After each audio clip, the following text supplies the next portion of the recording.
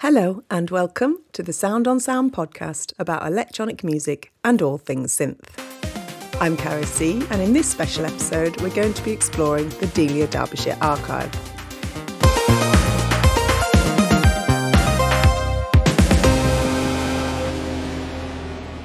Delia Derbyshire lived from 1937 to 2001 and is one of the pioneering figures in the development of electronic music in Britain at least. As well as undertaking many independent commissions, Delia worked in a department of the BBC called the BBC Radiophonic Workshop from 1962 to 1973, producing a distinctive body of work that explored, as she termed it, psychoacoustics. Delia's most famous work is probably her purely electronic realisation of Ron Grainer's theme tune for the then new BBC sci-fi series called Doctor Who in 1963. This was created using tape, a piece of metal string, and machines not intended as musical instruments, such as a white noise generator, valve oscillators, and a beat frequency oscillator they nicknamed the wobulator. More about these shortly. Many modern artists cite Delia as an influence and inspiration, including Aphex Twin, Portishead, and Nenita Desai, while samples of her work appear in a number of hip-hop tracks. Delia's archive arrived in Manchester, England at around the same time as I did in 2007. I suspected this gem of electronic music heritage could be a rich source of inspiration and education, so I instigated a small charity centred around the archive called Delia Derbyshire Day. We honour Delia each year on the 23rd of November, which was the date the Doctor Who theme first beamed into British living rooms, and we also design and deliver projects throughout the year, promoting equal opportunities in electronic music and supporting developing artists. You can visit the Delia Derbyshire archive at the John Rylands Research Institute and Library in Manchester, England. This ever-expanding archive collection includes digitised tapes of Delia's working processes, not the finished BBC pieces, films she did soundtracks for, as well as paper items such as working notes and newspaper cuttings. Please see the show notes for links on how to access the archive and find out more about Delia Derbyshire Day. In this episode, you'll be hearing from Mark Ayres, composer and BBC archivist, David Butler, a researcher of Delia and her archive at the University of Manchester, and then experimental electronic music artist Cosey, Fanni, Tutti. Let's start with a taste of Delia's music. This is one of my favourites, Dance from Noah, an early example of four-to-the-floor electronic music, made for a kids' TV programme in 1971.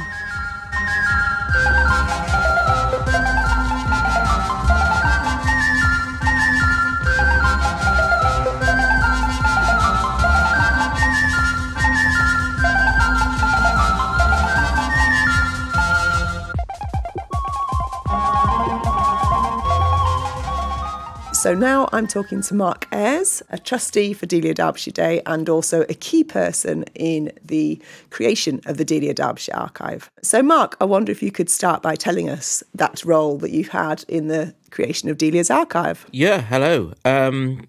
It goes back quite a way in that I was very involved in the last days of the BBC Radiophonic Workshop, cataloguing their collection and making sure that that was properly preserved, and obviously now trying to, release as much of it as we can on records, etc. But Delia and I became firm friends in the last few years of her life. I had corresponded with her for a bit, and then first met her in 1993 when we made a documentary for the, would you believe, 30th anniversary of Doctor Who, called Doctor Who 30 Years in the TARDIS. And that's when we met, and we carried on corresponding and telephoning one another regularly from then on. And then when Delia died in 2001, her partner, Clive, was sorting out her house and found all these boxes in her attic, which were basically sort of supermarket cereal boxes, those big boxes that all the cereal packets arrived to the supermarkets in, full of tapes, most of which were loose, not in boxes, and all of which had labels on them, or rather had at one day had labels on them, but they had dried out while they were in her attic, and all the labels were at the bottom of the boxes, so that didn't help. But Clive didn't really know what to do with them, so he handed them on to me via Brian Hodgson. So first of all, Brian picked them all up from Clive's and then went through them all and sort of worked out roughly what was there and then passed them all on to me. As tends to happen with a lot of these collections, they end up with me, and I then kind of not know what to do with them because they take an awful lot of time. I mean, they take a lot of time to preserve, but they also take a lot of time, to listen to transfer, to catalogue, and, I've also got a day job and a family. So what happened was David Butler, bless him, contacted me, being an interested academic, wanting to do something academically on the BBC Radiophonic Workshop. And I replied to him, not negatively, but I said, well, the BBC Radiophonic Workshop archive is stored at the BBC. It's not particularly accessible. I'm cataloguing that as best I can at the moment. And then I had this brainwave and I said, but I do have this other lot of boxes here, which I haven't got time to look at. Would you be interested in those? And he said, what are those? And I said, well, they're all of Delia's tapes. And of course, his eyes, I could hear his eyes lighting up on the telephone. So that's what happened, and by agreement with Delia's estate and with Brian Hodgson, David came down to my studio for a couple of days, and we went through all the tapes provisionally, listening to some of them, trying to work out if we could which label belonged with which tape. That was not always remotely possible, but we made a catalogue of sort of what was there, and just numbered all the tapes so that we had a basic inventory of what was there. And then off David went with a car full of boxes. And the University of Manchester, John Rylands Library, have been dealing with that catalogue ever since. I'm, I continue as a consultant for the estate, and obviously now as a trustee of Delia Derbyshire Day with you, Caro. Mm-hmm. And that's all to do. It's all to do with preserving this collection, but also, finding out exactly what makes it tick, how it relates to other things that survive. We're starting to join it up with other collections like Desmond Briscoe's own tape collection, personal tape collection, Brian Hodgson's personal tape collection, because of course they all intersect, they're all working together, they all cross over, and eventually we're beginning to look now at how it finally fits in with what was Delia and Brian and Desmond's day job, which was, of course, the BBC Radiophonic Workshop. So it's a very, very long project, very involved, but very exciting. And what do you think the archive, the audio in particular, can tell us about Delia's process and the technology they were using or misusing? Yes, the Radiophonic Workshop. I mean, electronic music back then was new. I mean, talking the 60s and even into the early 70s, it was a very new discipline. It started out quite literally with people experimenting with electronic circuits. I mean, one of the pioneers in the UK was Tristram Carey, and he became interested because he was a radar operator in the Navy, and he spent his life listening to shortwave radio transmissions and hearing all those weird interferences and cross modulations you get on shortwave radio, and amusing himself by finding music within that. And it is, if you listen to those frequencies clashing and crashing into one another and overmodulating and distorting and delaying as they bounce around the globe, they do have a weird sort of horrific musicality about them. And Tristram wanted to harness those sounds and tame them to make music, and that's where a lot of these experiments came from.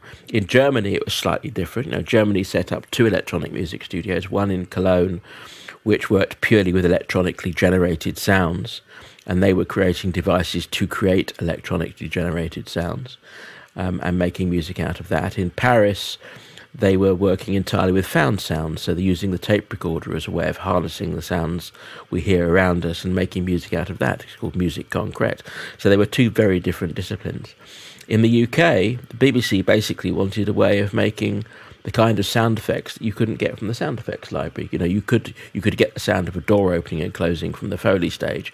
You could get the sound of, a load of tin cans falling over either from the Foley stage or from the sound effects library. You couldn't get the sound of a nervous breakdown from the sound effects library. So what does that sound like? And that was where Desmond Briscoe and Daphne Oram came in, trying to find ways of expressing different kinds of emotions and actions for radio. They always say that the pictures are better on radio, but they're only better if you give the audience clues. And Desmond and Daphne were particularly interested in finding new ways to give the audience clues for emotions and ideas that hadn't been expressed before in radio drama. That's where that came from. Yeah, and if we just think of a couple of examples, like, the machine they called the wobulator and then the Jason valve oscillators, these weren't even intended as musical instruments. No, they were trying to find ways of sourcing the kind of sounds they wanted to use. And the Radiophonic Workshop always used music concrete, but it was certainly interested in electronic sound. And the only real sources of electronic sound at the time were pieces of test equipment. The idea of most of these bits of gear was to generate a tone, which was a reference tone, which you put into the input of, say, an amplifier, and then you put some kind of measuring equipment on the output of the amplifier, and you could measure distortion, you could measure frequency response, you could measure dynamic range. But these devices were designed to create pure tone. Well, that was great, because you could use those pure tones in the creation of electronic music.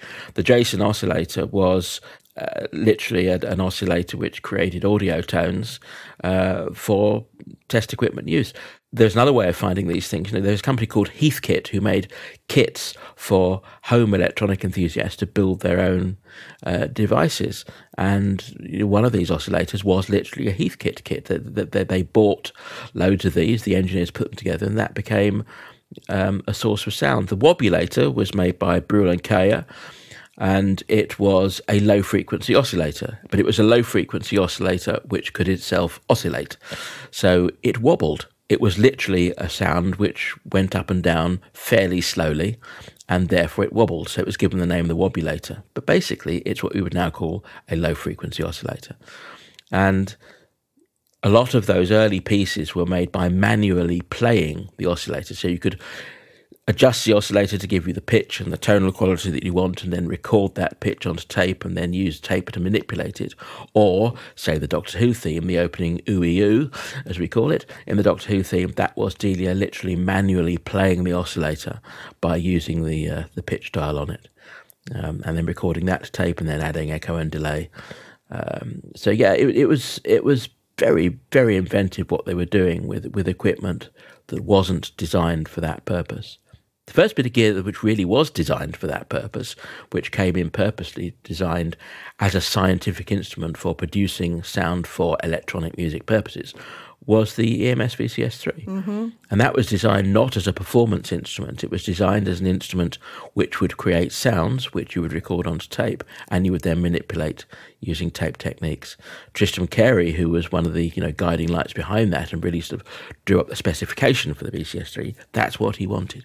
He wanted a way of creating electronic sounds, electronic tones, which had a shape and a character, which you would record to tape and then manipulate using tape techniques. That's why it didn't have a keyboard on it. And there's some wonderful examples of Delia experimenting or creating sounds, should I say, with the VCS3, with the Noah, the animals, the elephant sounds and all the rest of it that are there in the archive. Yeah, you asked just now, what is it about the archive that illuminates technique? Well, one of the things that really illuminates technique is in those early days, everything was made on tape.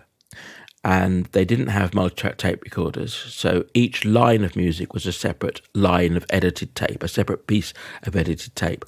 The way the final productions were mixed was that they would line all these bits of tape up on 4 tape recorders next to one another, and they'd press play all at once, and they'd hope the tapes stayed in synchronization. And that's where the final mix came from. Even the Doctor Who theme was done like that. I say even the Doctor Who theme was done like that. That's the way they worked in 1963. Mm. What was great at the end was that in case they needed to go back to those sounds or needed to do a remix, all those little bits of tape they made, all those separate tracks, were wound onto another spool with big long leaders between them.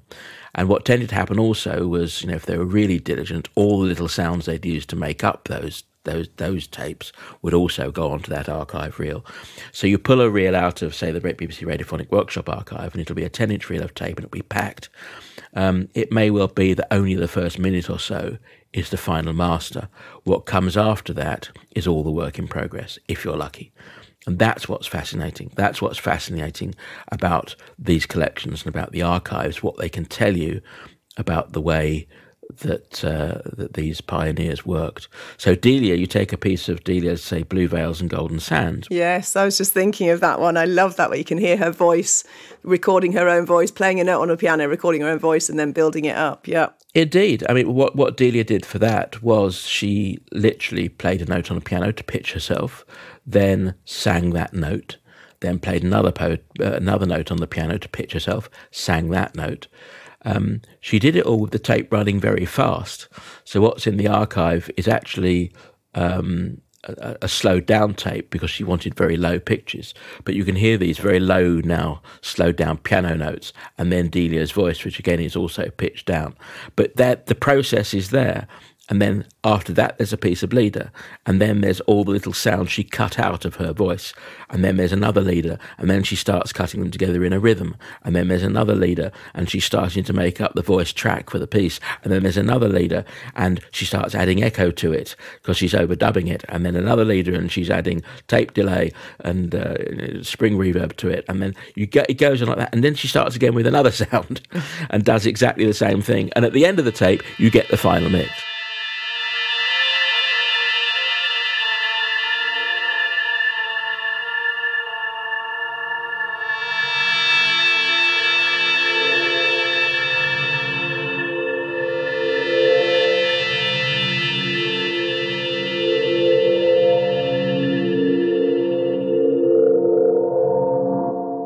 Delia wasn't the only one.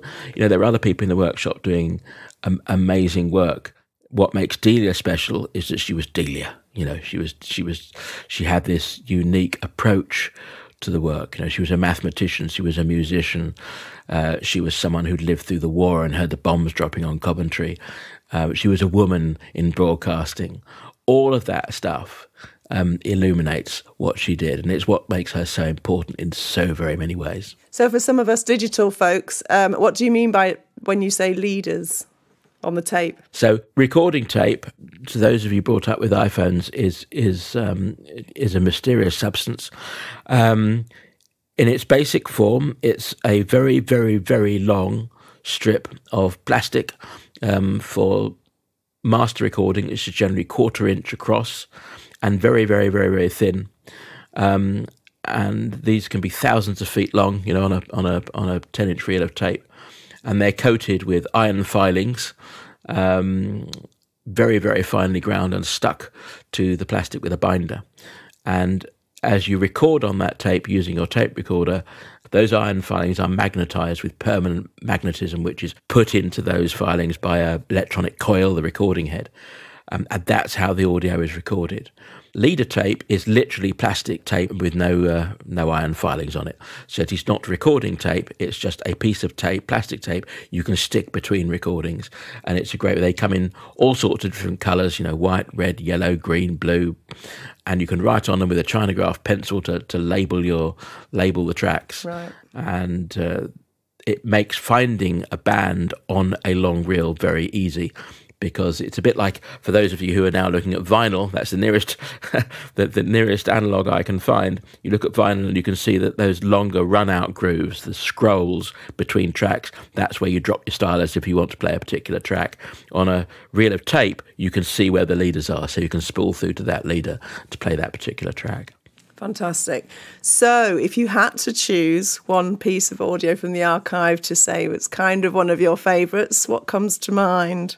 Well, I think my favourite tape in the archive is that make-up tape of Blue Veils, because it is so illuminating of Delia's process, and the fact that she is treating her own voice as one of those sounds is something that makes it incredibly personal. Because when you've listened to the final recording, you can't actually really tell that it's Delia's voice; it's a texture, and I think that one of the magic things about so much music that was made in those times was that it is organic, it grows, it's not performed, it is created, it is nurtured in a way that a lot of contemporary electronic music perhaps is not. And I think that's what's fascinating about it. But everything,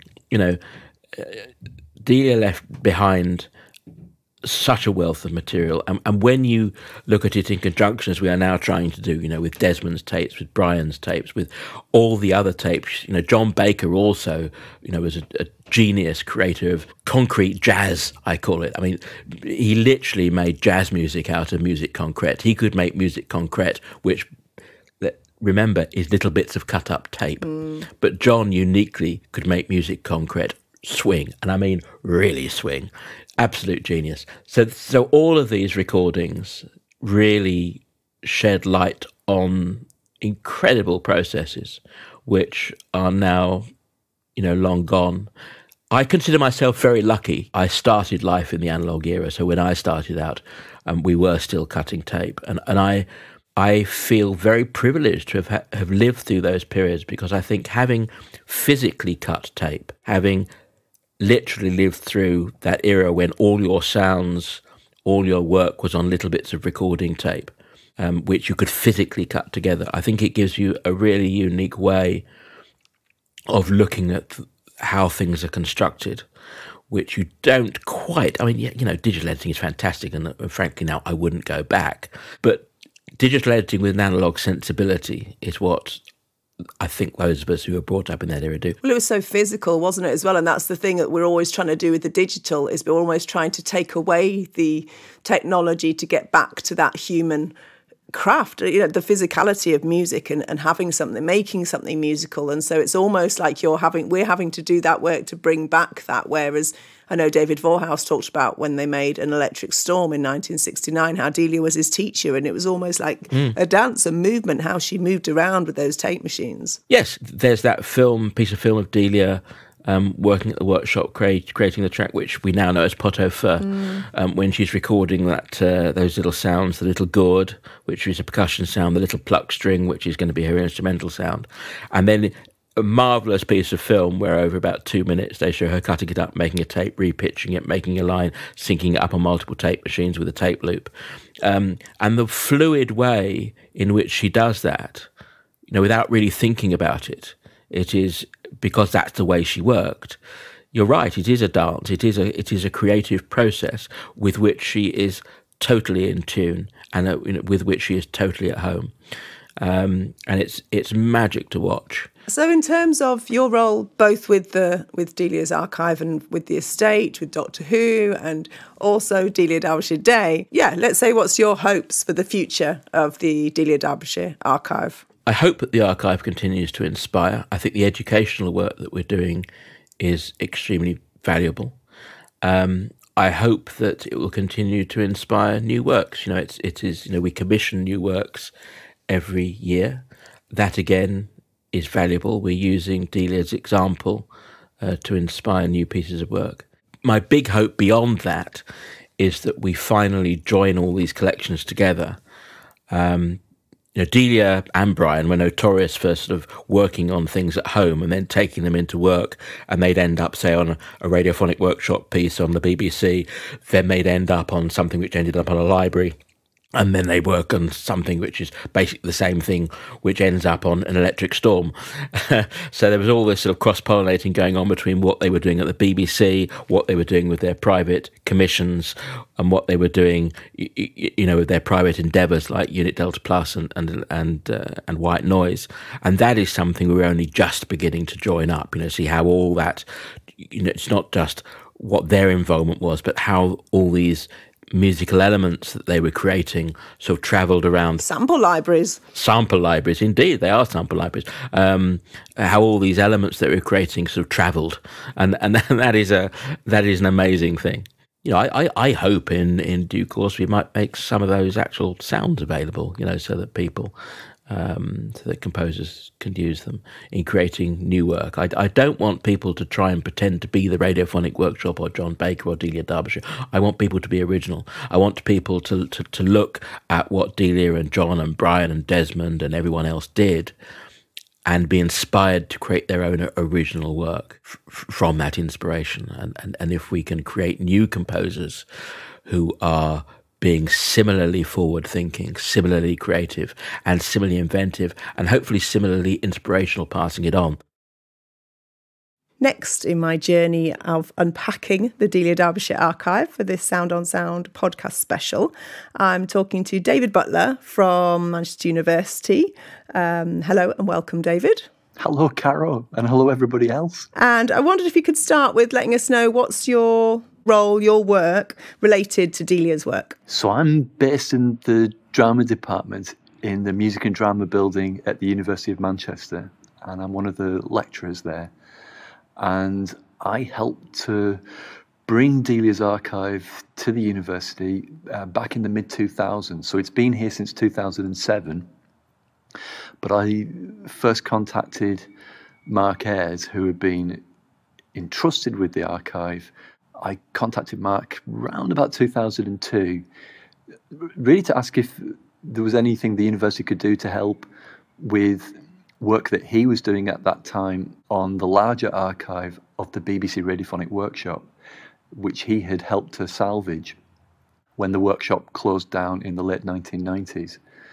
And he said that the BBC themselves wanted to retain control of the Radiophonic Workshop collection, which is, I mean, it's substantial. It's 3,000 plus tapes going right back to the origins of the Radiophonic Workshop in the late 1950s. Wow. So he was working on that, and that would remain with the BBC, but that he had been entrusted with another archive. Maybe we would be interested in helping out with that. And when he told me what it was, it was just extraordinary, and just getting to see and hear and read things which you thought you would never ever get to see these things or hear this work again.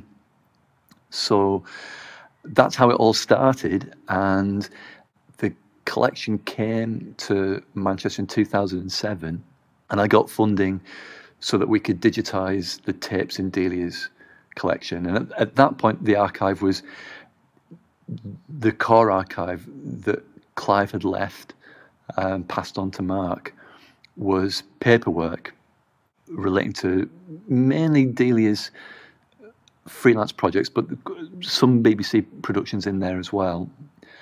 Letters, newspaper clippings. She kept all manner of bits and bobs, information about programs she was involved with. So Radio Times listings, but also interviews with her in various newspapers, local and national newspapers.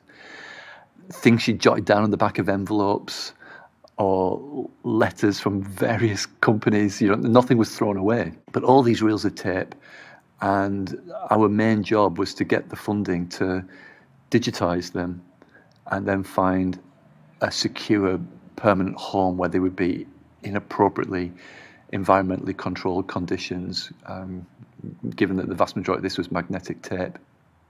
And the person who came over to help with that was Louis Niebuhr, who's an American academic who specialises in British electronic music. Louis, since working on the digitisation of the tapes, has published a book on the Radiophonic Workshop. It's the first full-length academic book on the workshop. We worked on the digitisation together. Louis did the vast majority of them, but I did some of the digitising as well.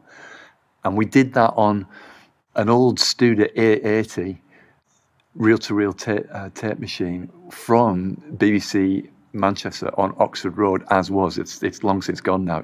BBC's over in Media City in Salford. But they had no further use for it, and they very generously let me take one away. So I trundled it down Oxford Road. It's built like a Sherman tank. So the digitising was done pretty much in the summer of 2007. Some of it, by the time Louis had to go back to the United States, there was still a few tapes left to be done, and I completed those. So mainly in terms of the audio and the paper items, it's really around her freelance, if you like, work or sketches of BBC projects. So it might be worth sort of clarifying what's not in the archive as much as what is in there. Well, the big one that isn't in there, of course, which a lot of people, I think, would assume would be in there, of course, is Doctor Who. There is some Doctor Who in there, actually. There's some of the makeup elements for the notorious so-called Delaware version of the Doctor Who theme tune, which was done in the early 1970s in the wake of well, Doctor Who was clocking up its 10th anniversary. It began in 23rd of November 1963. And the Radiophonic Workshop had acquired in the early 1970s a number of synthesizers which were manufactured by EMS, which was co-run by Peter Zinoviev, who Delia had known for a number of years and collaborated closely with for a short period of time with Unit Delta Plus. So they had got a VCS3 and also a Synthi 100, which was known as the Delaware, named after Delaware Road, which was where the Radiophonic Workshop was based in the BBC's Meadowvale studios. And this version is in the Delia Derbyshire archive. And hardly anybody... that version never went out in the UK, but it was dubbed onto some episodes of Doctor Who, which were sold to Australia, and so some Australians got to hear this version. It was only on like a handful of episodes. Delia was never happy with it. It was worked on by Paddy Kingsland and Brian Hodgson, and Delia producing it. And she pretty much sort of like disowned it. Brian even sort of quite vividly said it was an idea that should have been strangled at birth, as he put it. And that, you can hear elements from that in the archive, but the original, that is not there in terms of all the, the component parts and the different developments of that. And that is at the BBC Radiophonic Workshop tape archive, which is in Perivale at the BBC Archive Centre. And that's where you'll find most of Delia's BBC work. There are some BBC productions in her archive at Manchester. Very prominently is Tutankhamun's Egypt, which is one of her final projects at the BBC. There is elements from the first two inventions for radio, which are these wonderful speech and sound pieces that she collaborated on with the dramatist Barry Beaumonge in 1963, 64, and into 65. And the first two of those, The Dreams and Amor, they're very well represented in her archive at Manchester, both in terms of paper documents, but also the makeup material, especially for Amor, actually.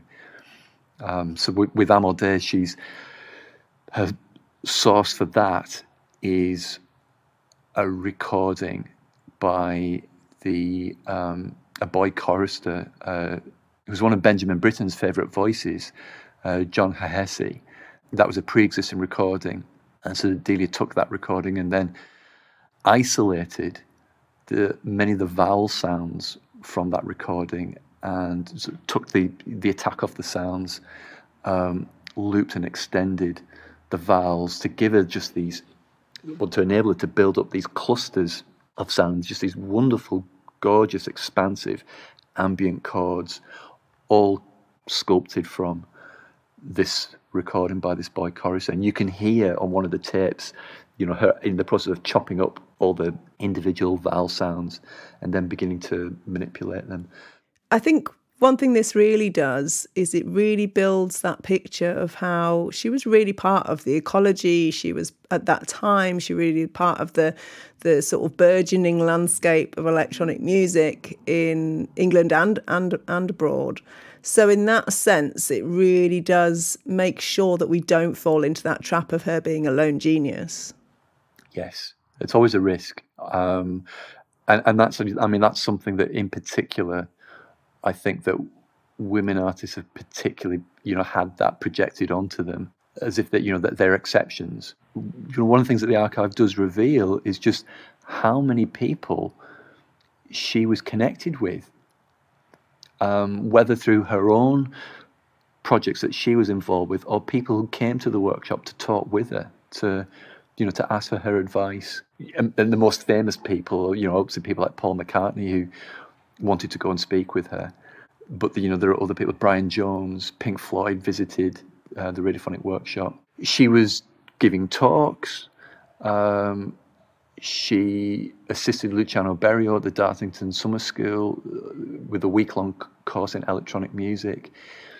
She was involved with the Society for the Promotion of New Music, which was set up to encourage awareness of new music, and so she was involved with them. So you really can make a case for her being at the forefront of growing the public's awareness of electronic music and electronic sound in the 1960s. And there's something around the history and development of electronic music, isn't there? Because there's things like the setting sheet for the VCS3 or her measurements for tape and how it was so maths related, because it had to be because she was working on tape, but also her preference of maths and music, so harmonics, subharmonics. Yeah, massively. I mean, this is one of these archives where you can actually see the artist's method. You know, and there are several productions where you get a really good, intricate insight into the gradual development of a project, both with the paperwork and with the related audio. When it comes to the synthesizers, again, I think the archive is particularly valuable at demonstrating that she had a more complex relationship with synthesizers, again, than is sometimes reported.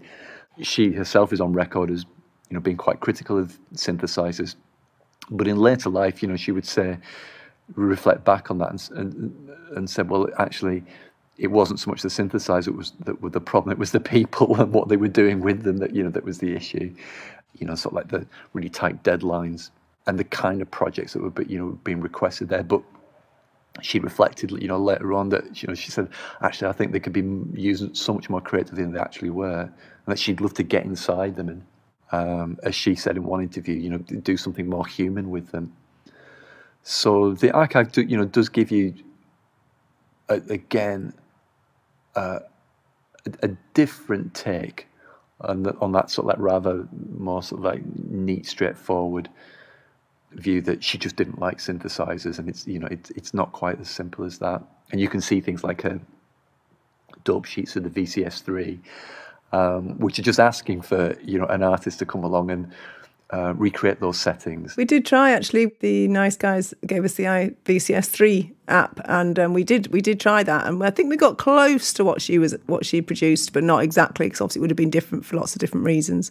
But yeah, it means that you can do that, and I think Delia does consistently inspire, and there's something about having that reflection of someone else's process feeds into then how you reflect on your own. Yeah, I think it's also worth noting how Delia's voice, isn't there some kind of elocution lesson audio in there to make us realise that we think her voice is that BBC received pronunciation of that era, but actually she would have had to doctor her Midlands accent in order to be employed by the BBC at that time. Very much so, and even, I mean, that began before that, while she was at school, with that pressure, grammar school and then going up to Cambridge, of having to transform her voice. And I've made this point, saying a little bit about it in the biography of Delia that I'm writing at the moment, is that we often think about Delia transforming the human voice through electronic means and cutting up tape,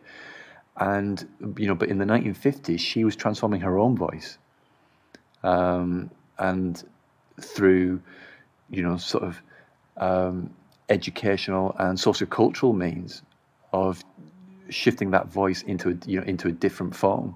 In the tape archive, some of the most interesting and revealing moments are Delia sort of off guard, just introducing a cue or directing somebody.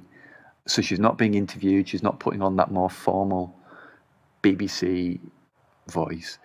And you just hear, in more relaxed moments, a different inflection. Yeah, they give you an insight into it in her unguarded moments, I think, and they're quite revealing. Right, so most awkward question. If you were to pick one favourite piece in the archive, let's go for the audio. Off the top of your head, without thinking about it too much, what would it be and why? Well, this is an evil question, Caro, as you well know, and I could hear it in your voice as you asked it. It was the donations from Elizabeth Cosmian for Two Houses and the unmade demo cue from Two Houses from 1980 and the demo cue from the early 1980s. One is Delia not working with electronics in a prominent way. It's a score for piano. Heavily processed. Well, yes, although sometimes I wonder whether some of that is also just the nature of the tuning of the piano and the recording of it as well.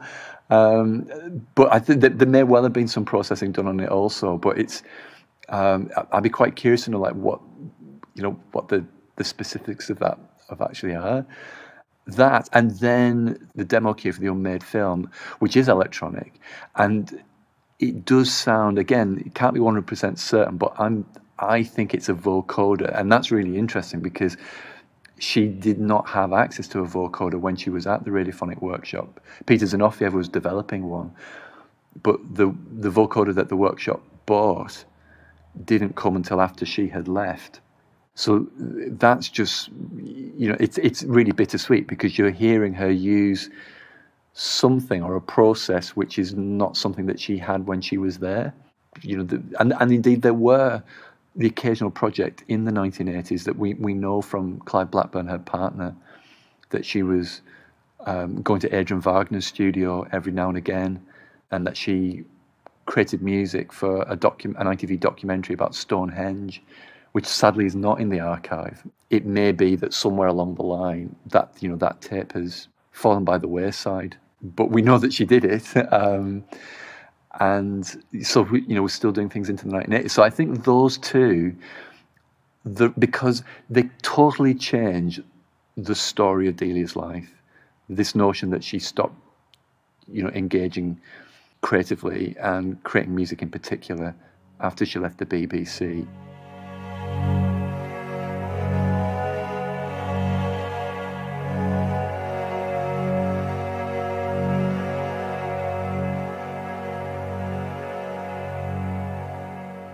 Hello, Cosey, Fanni, Tutti. Lovely to have you as part of this Delia Derbyshire Archive special podcast. Oh, thank you for inviting me. Wonderful. So you've worked with Delia's archive on a couple of occasions that I'm aware of.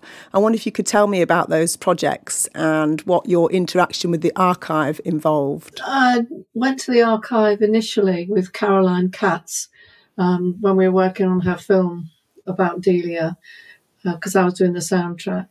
And we went together to the archive to go through the audio files initially, because that's what we wanted to sort of investigate, really, and see what kind of sounds that she worked on, because they weren't just the finished pieces that we were listening to. They were also the sound sources for those finished pieces.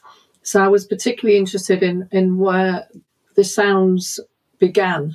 So what interested her most and inspired her to then go on to create these wonderful cut-ups and tape compositions. That to me was a revelation, really, and I felt quite privileged to be able to do that. And that's what I think Rylands is amazing for, is that you can go in there and you can dig deep into Delia and find Delia there. She's just sitting waiting for you, really, and that's what I found most amazing. But other than that, I went much later, but I'll talk about that later as well, when I was writing my book. But listening to those audio files with Caroline, and we were both making notes as we went through them as to what we thought would work well for the film and the images that she was going to create, which hadn't been done by that point. So sitting there and listening to those tapes was just quite wonderful. It was like going into Delia's world, especially when you hear a voice sort of giving instructions and things like that. It was very special. Yeah, and there's just so much variety there, including, of course, not just her own work. It's all the stuff she was listening to that time, which I think is also another just as important insight, isn't it? Yeah, because you kind of, I didn't expect to see that, really. I don't know why. Her taste was really diverse, I mean, from what she would have called pop music back then to jazz and music concrete, all kinds of sounds, really. Yeah. Which says an awful lot about Delia, I think. Yeah, exactly. And then you also said you went back for your project of Re Sisters, the book.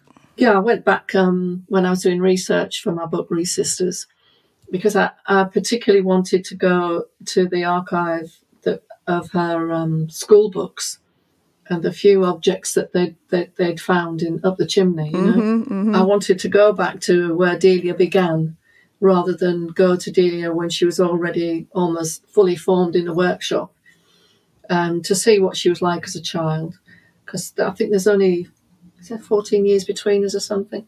So reading her school books, her essays and things like that, and her physics book in particular, was really enlightening, because that was just like massive.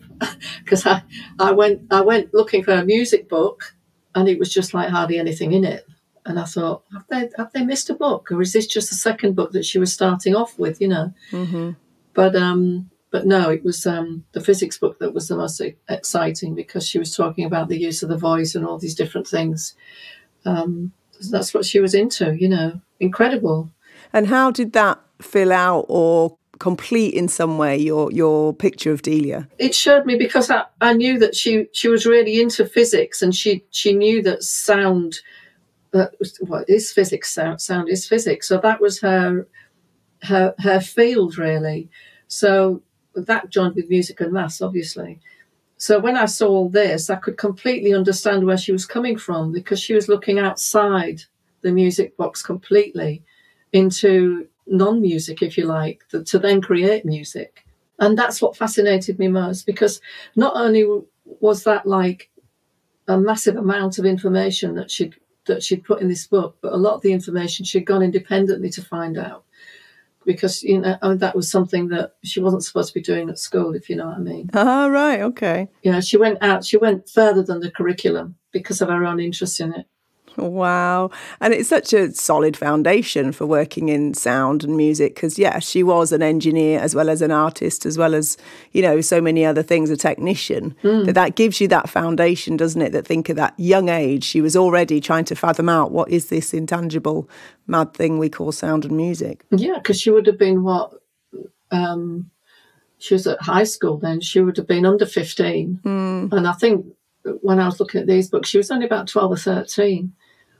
And when you try and measure that, you know, you sort of think in your own mind what you were doing at that age. Delia was exceptional, I think. And did you see have you seen the Latin exercise books where you've got her homework where she says she conjugates the verb audiare, to hear, in future, and she says the future of audio is ... And for me, that just zoomed out and magnified, and I was like, she was the future of audio, and she had no idea at that point. No, she didn't. I mentioned that in my book, actually, because I did come across it, and she got... Her teacher didn't like it. She said, this basically had nothing to do with what you were asked. The question was nothing to do with that. See me. Yeah, you know? Yeah, I love this. Yeah, why write this in red? Yes, yeah. What are you on about? Those foundations are really quite amazing. Are the Catholic cards and all that stuff, is that all in there as well? Yes, yeah. I found those fascinating, because that was the personal family side of Delia. And they were from female members of her family. Ah, okay. It's like a little collection, really. So did that link quite nicely with Marjorie Kemp then, who was also the other featured woman in your book? Absolutely, because both were Catholic. Right. I mean, Marjorie was hardcore Catholic, where, I mean, Delia, at that time when she had those cards, was Catholic, practising, but then stopped. You know, she was a lapsed Catholic by the time she was at the BBC, working in the radiophonic workshop. And that was what interested me about Amor, is because I thought she had a really good background into doing some sounds for that. And the fact that the sound that she chose was the chorister as a starting point. And she would have heard that as she was very young, I'm pretty sure, because it was a very common and well-known liturgy. Right. So she was informed well, I think, and really suited to do the music for that series. Yeah, so we are asking each guest to pick a favourite piece from the archive to talk about, and you picked Amor, A Vision of God. So yeah, tell us why you picked this. And because I found that it said something about Delia other than her competence in doing something so well to go with the voices that we're talking about. There were two lots of voices, one in favour of Christ and faith, and the others weren't at all. But the fact that she chose this Christian liturgy as a starting point, which she she began pure and then deconstructed it and reconstructed it in her own way. She was told not to use any electronics, no electronic sounds. So she stuck with that brief, and she used voices, but she completely made them different to what they started out, which is what she, that's her forte. Yeah. So, and in such a beautiful way and sensitive way, because like I said, at that time, she was like a lapsed Catholic. So she would have had her own opinion about this whole particular vision of God or not. And that was what was interesting, because the Rylands was fantastic for that research for me, because when I looked at her notes when she did it, they were just so detailed, and her analysis of it was phenomenal. I mean, I write in the book what she said, and I could just tell you briefly, she said that she would like take the fragments of voice, and then she would like cut, switch, scan, and then she'd do all kinds of different things to them, and then bring them all together again. But she was working with ideas like to do with Stockhausen and things like that on these, which seem very small little pieces of music, but it tells you a lot about how Delia's mind worked and how beautiful she thought these sounds were. So she was working with something that was already beautiful and making it even more beautiful in her mind. And to think that was just one project going on amidst many, because that was a busy time for her, wasn't it? 1964, 65. Yeah, I mean, she worked 2 weeks. She worked 2 weeks just getting these to a point where she thought that they could work for what she wanted them to do. So what actual material was there around Amor Day? You mentioned the notes, but audio as well. What's in there that you were able to tap into? Like I said, I wasn't looking at Amor Day. It was only when I did my research and I came across her notes, which were, like I said, were really detailed.